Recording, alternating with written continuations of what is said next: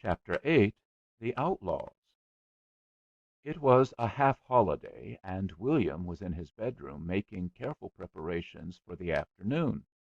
On the mantelpiece stood in readiness half a cake, the result of a successful raid on the larder, and a bottle of licorice water. This beverage was made by shaking up a piece of licorice in water. It was much patronized by the band of outlaws to which William belonged, and which met secretly every half-holiday in a disused barn about a quarter of a mile from William's house. So far, the outlaws had limited their activities to wrestling matches, adventure-seeking, and culinary operations. The week before they had cooked 2 sausages, which William had taken from the larder on cook's night out, and had conveyed to the barn beneath his shirt and next his skin. Perhaps "cooked" is too euphemistic a term. To be quite accurate, they had held the sausage over a smoking fire till completely blackened, and then consumed the charred remains with the utmost relish. William put the bottle of licorice water in one pocket and the half-cake in another, and was preparing to leave the house in his usual stealthy fashion, through the bathroom window, down the scullery roof, and down the water-pipe, hand over hand, to the back garden. Even when unencumbered by the presence of a purloined half-cake, William infinitely preferred this mode of exit to the simpler one of walking out the front door. As he came out onto the landing, however, he heard the sound of the opening and shutting of the hall door, and of exuberant greetings in the hall. "Oh, I'm so glad you've come, dear! And this is the baby! Oh, the duck! Well, dear knows you gin, goo goo goo goo." This was William's mother. "Oh, crumbs!" said William, and retreated hastily. He sat down on his bed to wait till the coast was clear. Soon came the sound of footsteps ascending the stairs. "Oh, William," said his mother as she entered his room, "Mrs. Butler's come with her baby to spend the afternoon, and we'd arranged to go out till tea time with the baby, but she's got such a headache, I'm insisting on her lying down for the afternoon in the drawing room. But she's so worried about the baby not getting out this nice afternoon." "Oh," said William, without interest. "Well, cook's out, and Emma has to get the tea and answer the door, and Ethel's away, and I told Mrs. Butler I was sure you wouldn't mind taking the baby out for a bit in the perambulator." William stared at her, speechless. The Medusa's classic expression of horror was as nothing to William's at that moment. Then he moistened his lips and spoke in a hoarse voice. "Me?" he said. "Me? Me take a baby out in a pram?" "Well, dear," said his mother deprecatingly, "I know it's your half-holiday, but you'll be out of doors getting the fresh air, which is the great thing. It's a nice baby and a nice pram, and not heavy to push, and Mrs. Butler would be so grateful to you." "Yes, I should think she'd be that," said William bitterly. "She'd have a right to be that if I took the baby out in a pram." "Now, William, I'm sure you'd like to help, and I'm sure you wouldn't like your father to hear that you wouldn't even do a little thing like that for poor Mrs. Butler. And she's got such a headache." "A little thing like that," repeated William, out of the bitterness of his soul. But the fates were closing round him. He was aware that he would have no peace till he had done the horrible thing demanded of him. Sorrowfully and reluctantly he bowed to the inevitable. "All right," he muttered. "I'll be down in a minute." He heard them fussing over the baby in the hall. Then he heard his elder brother's voice. "You surely don't mean to say, mother," Robert was saying, with the crushing superiority of 18, "that you're going to trust that child to William?" "Well," said William's mother, "some one has to take him out. It's such a lovely afternoon. I'm sure it's very kind of William on his half-holiday, too. And she's got such a headache." "Well, of course," said Robert in the voice of one who washes his hands of all further responsibility. "You know William as well as I do." "Oh, dear," sighed William's mother. "And everything so nicely settled, Robert, and you must come and find fault with it all. If you don't want William to take him out, will you take him out yourself?" Robert retreated hastily to the dining room and continued the conversation from a distance. "I don't want to take him out myself, thanks very much all the same. All I say is, you know William as well as I do. I'm not finding fault with anything. I simply am stating a fact." Then William came downstairs. "Here he is, dear, all ready for you. And you needn't go far away, just up and down the road, if you like, but stay out till tea time. He's a dear little baby, isn't he? And isn't it a nice Willy Billy den to take it out a nice ta-ta while his mummy goes bye-byes, den?" William blushed for pure shame. He pushed the pram down to the end of the road and round the corner. In comparison with William's feelings, the feelings of some of the early martyrs must have been pure bliss. A nice way for an outlaw to spend the afternoon! He dreaded to meet any of his brother outlaws, yet irresistibly and as a magnet their meeting place attracted him. He wheeled the pram off the road and down the country lane towards the field which held their sacred barn. He stopped at the stile that led into the field and gazed wistfully across to the barn in the distance. The infant sat and sucked its thumb and stared at him, and finally it began to converse. "Blah, blah, blah, blah, blah, blah, blah, blah." "Oh, you shut up!" said William, crushingly. Annoyed at the prolonged halt, it seized its pram cover, pulled it off its hooks, and threw it into the road. While William was picking it up, it threw the pillow on to his head. Then it chuckled. William began to conceive an active dislike of it.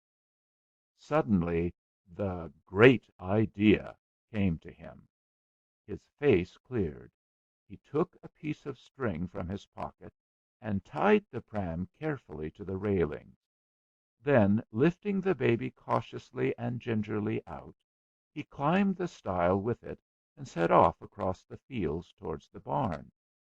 He held the baby to his chest with both arms clasped tightly round its waist. Its feet dangled in the air. It occupied the time by kicking William in the stomach, pulling his hair, and putting its fingers in his eyes. "It beats me," panted William to himself, "what people see in babies, scratching and kicking and blinding folks and pulling their hair all out."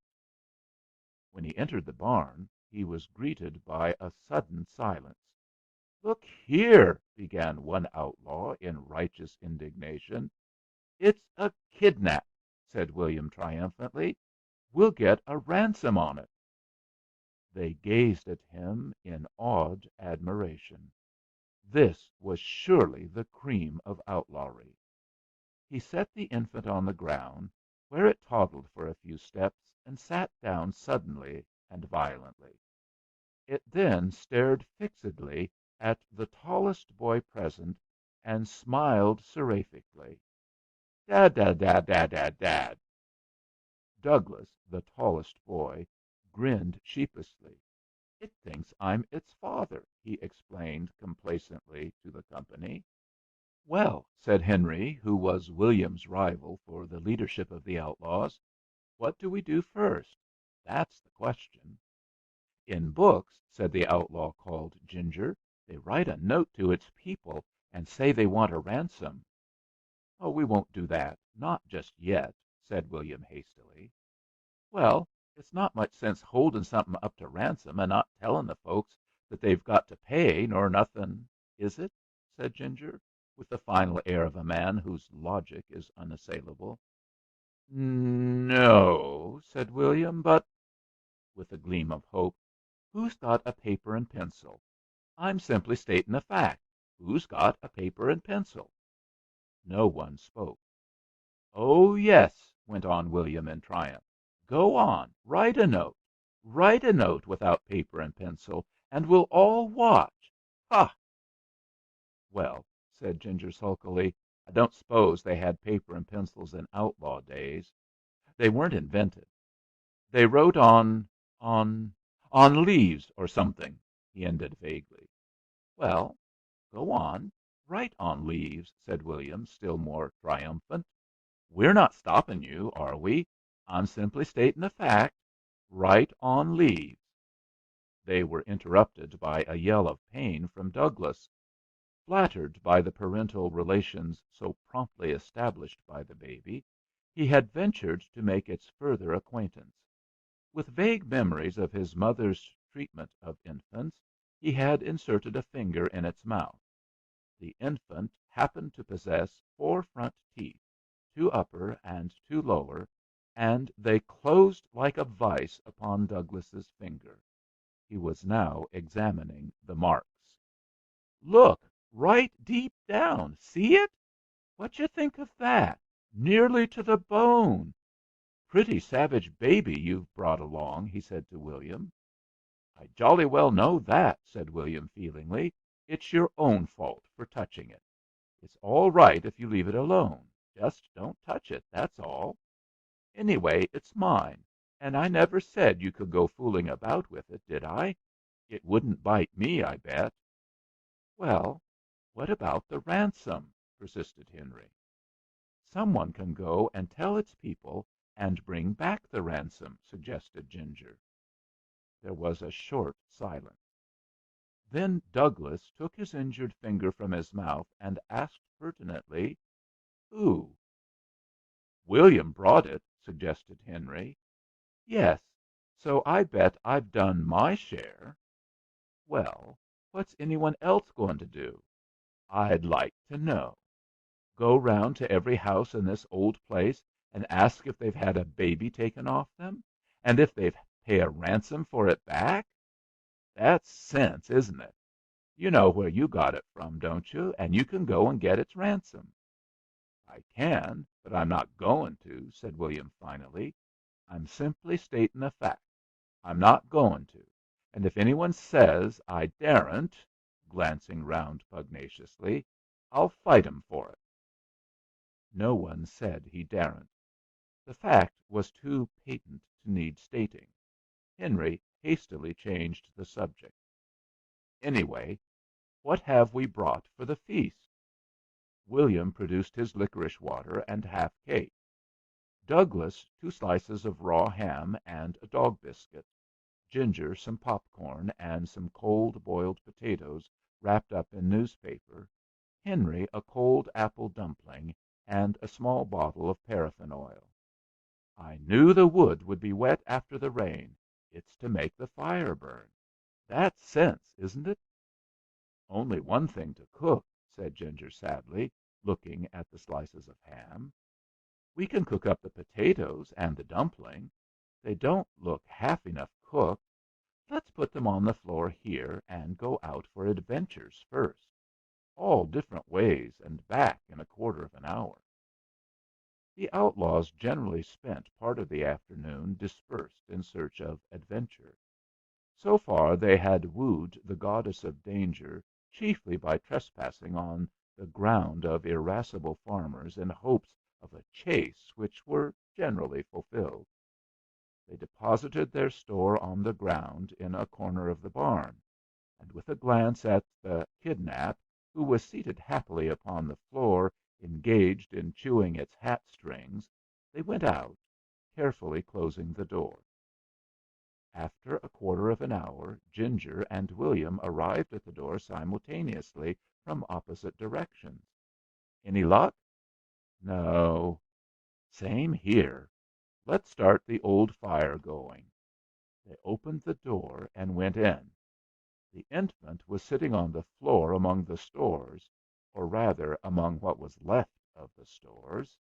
There was paraffin oil on its hair, face, arms, frock, and feet. It was drenched in paraffin oil. The empty bottle and its hat lay by its side. Mingled with the paraffin oil all over its person was cold boiled potato. It was holding the apple dumpling in its hand. "Oh!" it announced ecstatically from behind its mask of potato and paraffin oil. They stood in silence for a moment. Then, "Who's going to make that fire burn now?"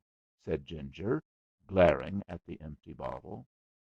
"Yes," said William slowly. "And who's going to take that baby home? I'm simply stating a fact. Who's going to take that baby home?" There was no doubt that when William condescended to adopt a phrase from any of his family's vocabularies, he considerably overworked it. "Well, it did it itself. It's no one else's fault, is it?" "No, it's not," said William. "But that's the sort of thing folks never see. Anyway, I'm going to wash its face." "What with?" William took out his grimy handkerchief and advanced upon his prey. His bottle of licorice water was lying untouched in the corner. He took out the cork. "Going to wash it in that dirty stuff? It's made of water, clean water. I made it myself, so I bet I ought to know, oughtn't I? That's what folks wash in, isn't it? Clean water?" "Yes," bitterly. "And what are we going to drink, I'd like to know? You'd think that baby had got enough of our stuff, our potatoes and our apple dumplin' and our oil, without you going and giving it our licorice water as well." William was passing his handkerchief moistened with licorice water over the surface of the baby's face. The baby had caught a corner of it firmly between its teeth and refused to release it. "If you'd like to take this baby home like this," he said, "you wouldn't be thinking much about drinking licorice water. I'm simply stating—" "Oh, shut up saying that!" said Ginger in sudden exasperation. "I'm sick of it." At that moment the door was flung open, and in walked slowly a large cow, closely followed by Henry and Douglas. Henry's face was one triumphant beam. He felt that his prestige, eclipsed by William's kidnapping coup, was restored. "I've brought a cow," he announced. "Fetched it all the way from Farmer Litton's field. 5 fields off, too, and it took some fetching, too." "Well, what for?" said William after a moment's silence. Henry gave a superior laugh. "What for? You've not read much about outlaws, I guess. They always drove in cattle from the surroundin' districts." "Well, what for?" said William again, giving a tug at his handkerchief, which the infant still refused to release. "Well, to kill and roast, I suppose," said Henry lamely. "Well, go on," said William. "Kill it and roast it. We're not stopping you, are we? Kill it and roast it, and get hung for murder. I suppose it's murder to kill a cow, same as it is to kill people, 'cept for butchers." The cow advanced slowly and deprecatingly towards the kidnap, who promptly dropped the handkerchief and beamed with joy. "Bow wow!" it said excitedly. "Anyway, let's get on with the feast," said Douglas. "Feast!" echoed Ginger bitterly. "Feast! Not much feast left.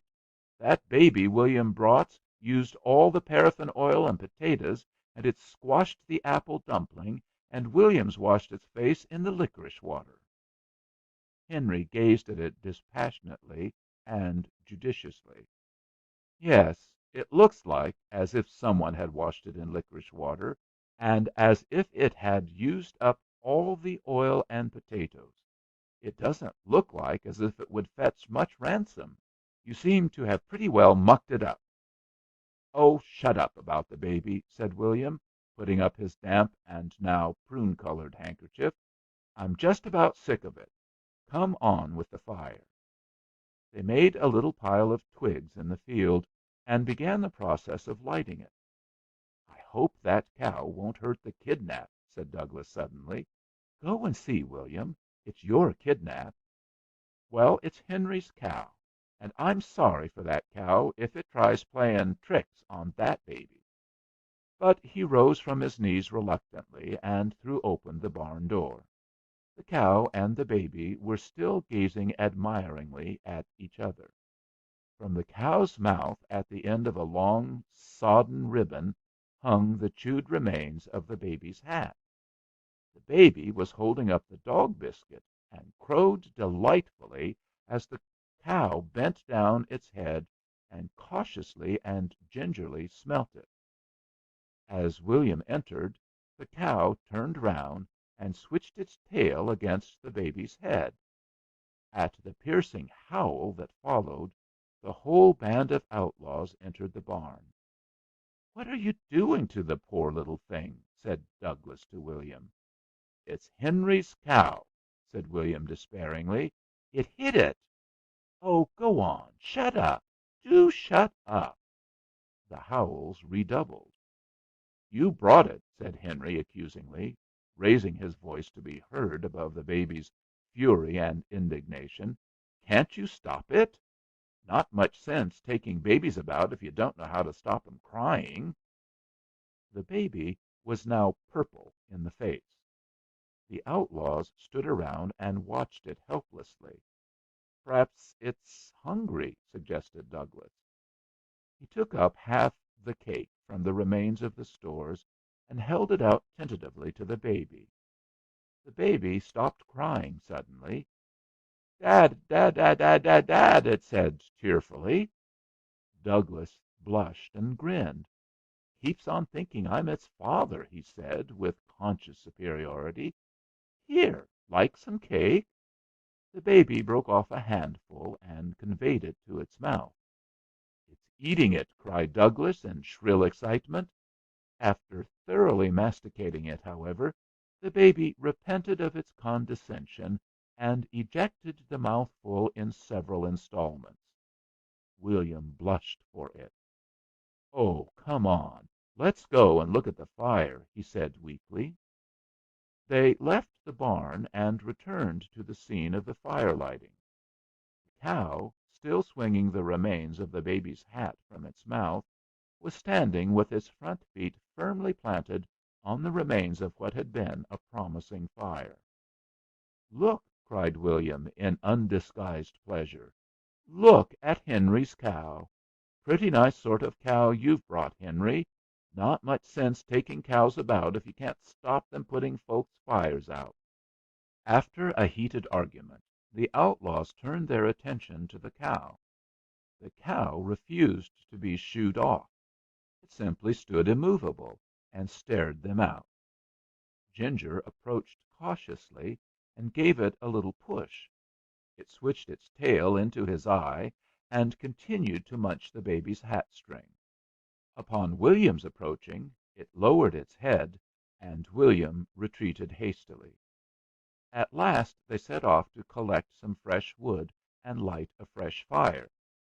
Soon they were blissfully consuming two blackened slices of ham, the popcorn, and what was left of the cake. After the "feast," Ginger and William, as wild Indians, attacked the barn, which was defended by Douglas and Henry. The kidnap crawled round inside on all fours, picking up any treasures it might come across en route and testing their effect on its palate. Occasionally it carried on a conversation with its defenders, bringing with it a strong perfume of paraffin oil as it approached. "Blah, blah, blah, blah, blah, blah, da, da, da, da, da, go." William had insisted on a place on the attacking side. "I couldn't put any feelin'," he explained, "into fightin' for that baby." When they finally decided to set off homewards, William gazed hopelessly at his charge. Its appearance defies description. For many years afterwards William associated babies in his mind with paraffin oil and potato. "Just help me get the potato out of its hair," he pleaded. "Never mind the oil and the rest of it." "My hat, doesn't it smell funny? And doesn't it look funny? All oil and potato and bits of cake," said Ginger. "Oh, shut up about it," said William, irritably. The cow followed them down to the stile, and watched them sardonically as they climbed it. "Bow wow!" murmured the baby in affectionate farewell. William looked wildly about for the pram, but the pram was gone. Only the piece of string dangled from the railings. "Crumbs!" said William. "Talk about bad luck! I'm simply stating a fact. Talk about bad luck!" At that minute the pram appeared, charging down the hill at full speed with a cargo of small boys. At the bottom of the hill it overturned into a ditch, accompanied by its cargo. To judge from its appearance, it had passed the afternoon performing the operation. "That's my pram," said William to the cargo as it emerged joyfully from the ditch. "Garn! So's ours. We found it. Well, I left it there. Come on, we'll fight for it," said Ginger, rolling up his sleeves in a businesslike manner. The other outlaws followed his example. The pram's cargo eyed them appraisingly. "Oh, all right. Take your rotten old pram," they said at last. Douglas placed the baby in its seat, and William thoughtfully put up the hood to shield his charge as far as possible from the curious gaze of the passers by. His charge was now chewing the pram cover and talking excitedly to itself. With a heart steeled for any fate, William turned the corner into his own road. The baby's mother was standing at his gate. "There you are!" she called. "I was getting quite anxious. Thank you so much, dear." But that is what she said before she saw the baby. End of chapter 8.